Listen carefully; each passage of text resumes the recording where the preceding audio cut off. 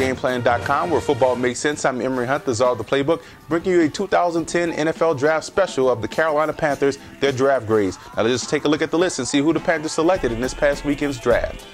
The Panthers came into this draft with a litany of picks, especially in the 6th round where they had 4. Now, what I like about this draft is they were able to attack needs with multiple picks at a position. You look at the wide receiver position, which was a question mark. They drafted Brandon LaFell, 6'2", 211 out of LSU. They also drafted David Geddes, 6'3", 217, a guy that can stretch the field out of Baylor.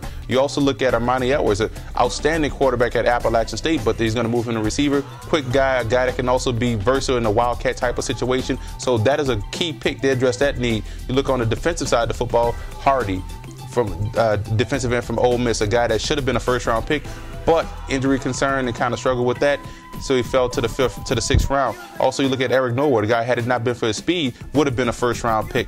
And I like the fact that they built quarterback depth. You take Jimmy Clausen with your second-round pick, and also come back in the 6th round and take Tony Pike. So now you have a young core of quarterbacks, Mike Moore, Clausen, and Pike. That is an outstanding draft for the Panthers.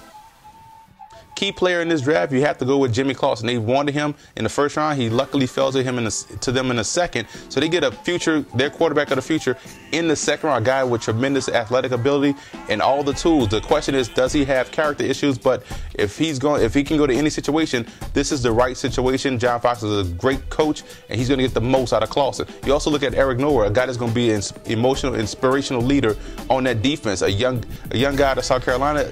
He made every play on that defense when a play needs to be made for the Gamecocks this past year. So Norwood is a tremendous playmaker, and they got value by getting him in the 4th round. And an undrafted free agent that has a real opportunity to make the squad, you look at wide receiver from South Carolina State, Oliver Young. Silky smooth wide receiver, can also help on the return game, and they needed help at the specialist position. So getting a guy like Oliver Young has a legitimate shot to make this squad.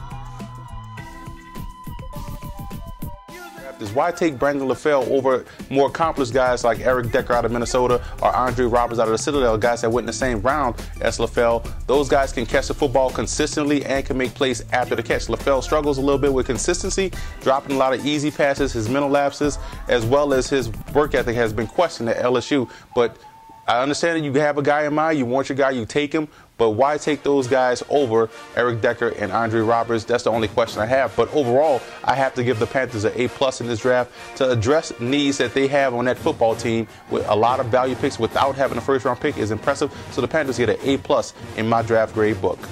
For more NFL draft grades, visit footballgameplan.com/draft or visit our YouTube channel at youtube.com/footballgameplan.